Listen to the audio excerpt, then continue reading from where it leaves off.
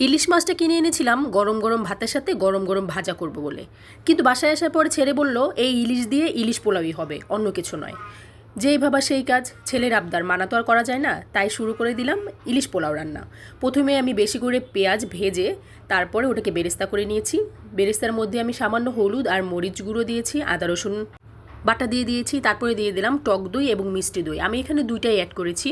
তারপরে আমি হালকা কিন্তু আগেই মাছটা ভেজে নিয়েছিলাম, সে হালকা ভাজা মাছটা এই মশলার মধ্যে দিয়ে দিলাম। তারপরে দিয়ে দিলাম অনেকগুলো কাঁচামরিচ, তারপরে কিছুক্ষণ ঢাকনা দিয়ে ঢেকে রেখেছিলাম।